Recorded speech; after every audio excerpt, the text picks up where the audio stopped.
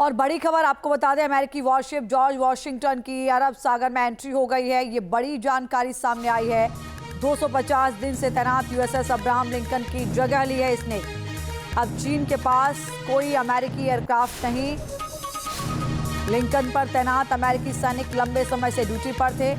Reports के मुताबिक सैनिकों ने जहाज पर खराब शौचालय, फफूंद लगे शावर, दूषित पानी जैसी परेशानियों की शिकायत की थी। कुछ सैनिकों की तबीयत भी खराब हो गई थी, जिसके बाद उनके परिवारों ने उनकी हालत को लेकर चिंता जताई थी। अमेरिका तेजी से ईरान पर शिकंजा कसने में लगा है। अमेरिका इस बार ईरान पर बारूदी बारिश नहीं कर रहा, बल्कि ईरान को आर्थिक तौर पर तबाह करने का जाल बिछा रहा है। और इसी मिशन के तहत अमेरिका होर्मुज स्ट्रेट में नाकेबंदी को मजबूत कर रहा है, तो ओमान के रास्ते सीक्रेट कॉरिडोर बनाकर तेल टैंकरों की आवाजाही भी करवा रहा है, ताकि दुनिया को तेल संकट से बचाया जा सके। लेकिन अमेरिका के इस कदम से होर्मुज को लेकर फिर जंग छिड़ने का खतरा भी बढ़ने लगा है। देखिए रिपोर्ट।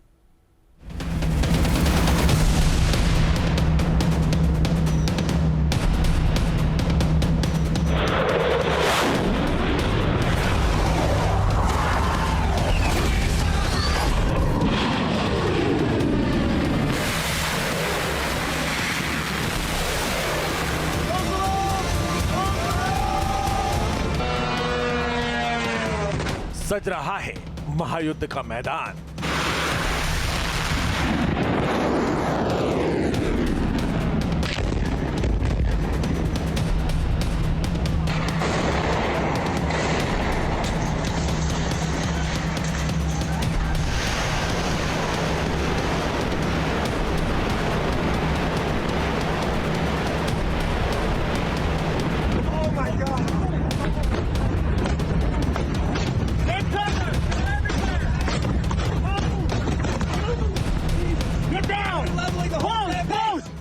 मिडिल ईस्ट से यूरोप तक बारूदी घमासान।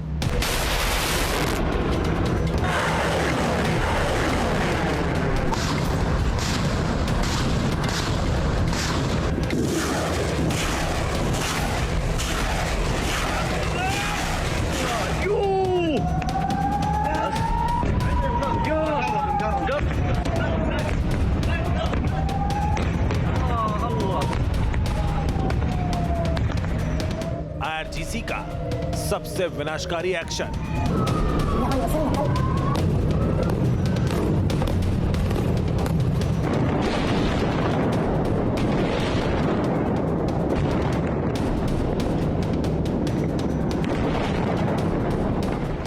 यूरोप में अमेरिकी बेस के लिए टेंशन।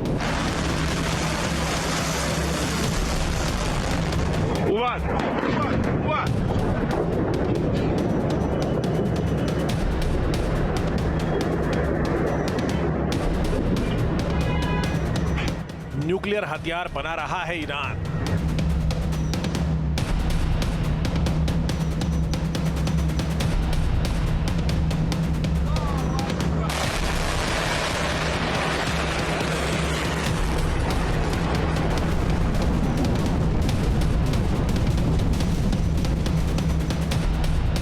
हॉर्मुज में अमेरिका का विस्फोटक प्लान।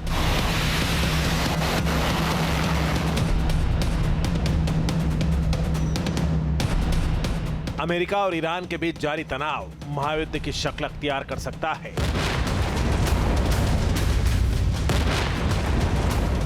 मिडिल ईस्ट में छिड़ा बारूदी घमासान दुनिया के कई मुल्कों को युद्ध के मैदान में खड़ा कर सकता है। मध्य पूर्व की धरती पर उठ रहा बारूदी बवंडर सबसे विनाशकारी युद्ध में तब्दील हो सकता है। हालात ऐसे बन रहे हैं कि अमेरिका एक बार फिर ईरान के खिलाफ सबसे विनाशक युद्ध का आगाज कर सकता है। Well, we have things that we could sanction. We have very draconian sanctions, and we'll see what happens right now. Hormuz को लेकर अमेरिका और ईरान के बीच जंग शुरू होने का खतरा पैदा हो रहा है, क्योंकि हॉर्मुज में ईरान का काम तमाम करने के लिए अमेरिका ऐसे प्लान पर काम कर रहा है जो इस समुद्री गलियारे में बारूदी बवंडर ला सकता है। जो ईरान की सेना है वो एकजुट है, वो एकजुट होके अमेरिका के अटैक का, अमेरिका का काउंटर रिप्लाई दे रहा है। अब अमेरिका ने दूसरी चाल चली है। जितने मित्र देश हैं ईरान के, अगर वो किसी भी तरीके से ईरान से संबंध रखते हैं तो उनके ऊपर भी इकोनॉमिक सैंक्शन लगेगा। क्या अमेरिका इस स्थिति में है कि चाइना के ऊपर सैंक्शन लगा दे? क्या अमेरिका ऐसी स्थिति में है कि नॉर्थ कोरिया या रशिया के ऊपर सैंक्शन लगा दे? ये सारा का सारा देखिए पॉलिटिकल बयानबाजी है।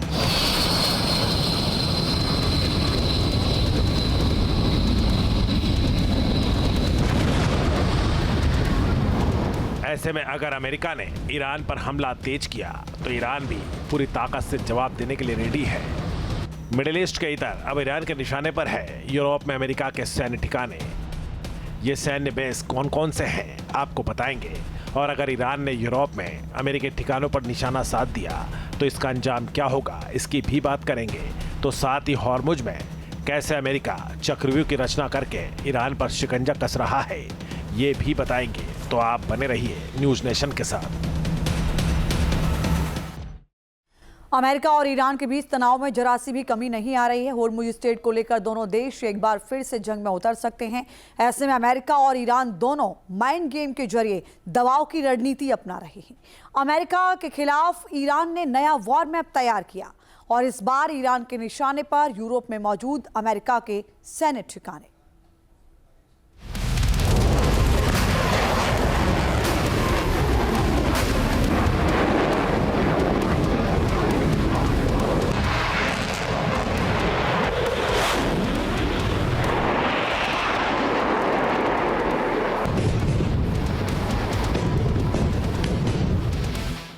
यूरोप में अमेरिका का सैन्य ठिकाना।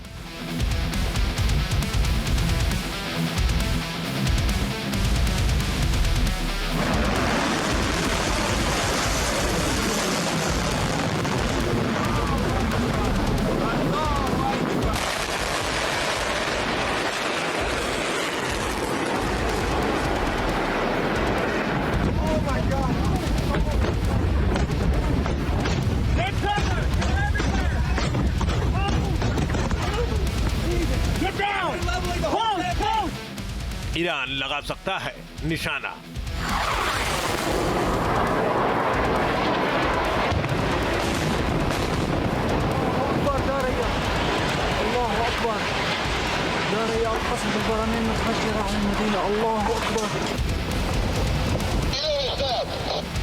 IRGC के टारगेट पर यूरोप।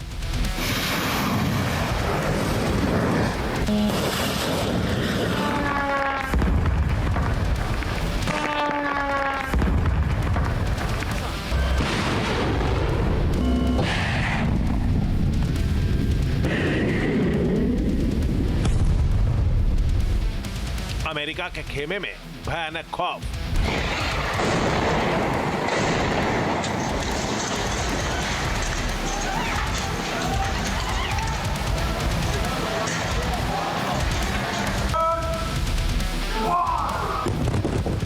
अगर अमेरिका ने फिर ईरान पर हमला करने की हिमाकत की, अगर अमेरिका ने हॉर्मुज को लेकर तेहरान से टकराने की जरूरत की, तो इस बार IRGC ऐसा धमाका कर सकता है जिसकी भनक लगते ही अमेरिकी खेमे में हड़कंप मच गया है। एक रिपोर्ट में दावा किया गया है कि ईरान ने अमेरिका के खिलाफ एक नया वॉर मैप तैयार किया है, जिसके तहत अब खाड़ी देशों के बाद यूरोप में मौजूद अमेरिकी और सहयोगी सैन्य ठिकाने भी उसके निशाने पर आ गए हैं।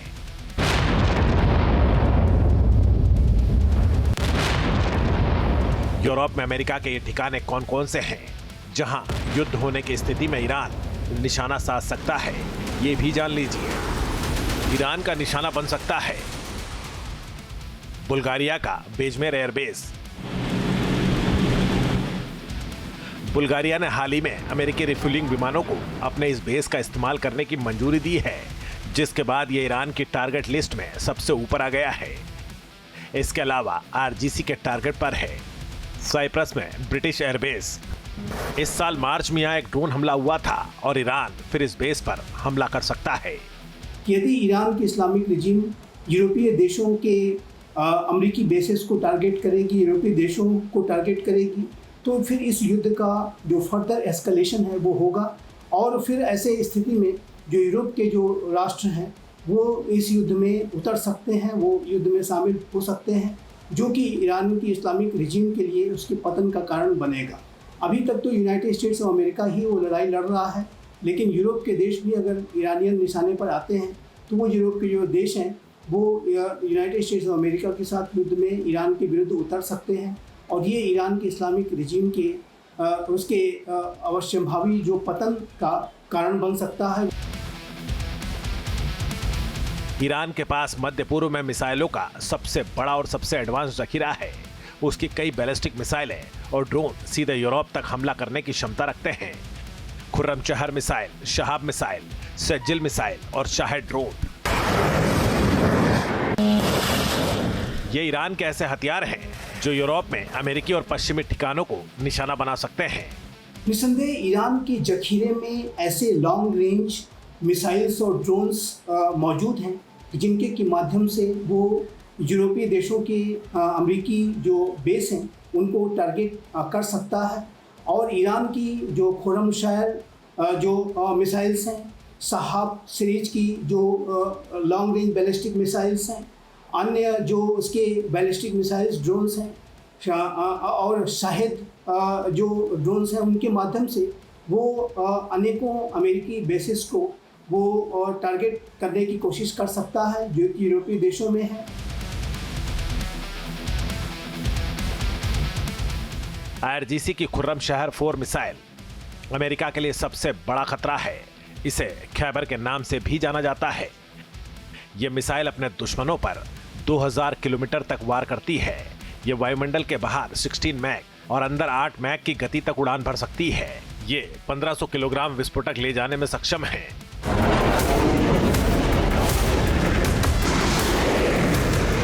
वहीं शहाब 3 मिसाइल ईरान की सबसे भरोसेमंद मिसाइलों में से एक है। ये भूमध्य सागर और दक्षिण पूर्वी यूरोप में मौजूद अमेरिकी रिफ्यूलिंग बेसों तक पहुंच सकती है। इसके अपग्रेड वेरिएंट इमाद और गद्र मिसाइलें यूरोप में अमेरिकी ठिकानों पर तबाही मचाने की ताकत रखते हैं। इमाद की सबसे बड़ी खासियत इसका सटीक निशाना है। इस मिसाइल की मारक क्षमता 1700 किलोमीटर से 2000 किलोमीटर तक है। ये अपने साथ 750 किलोग्राम का भारी विस्फोटक ले जा सकती है।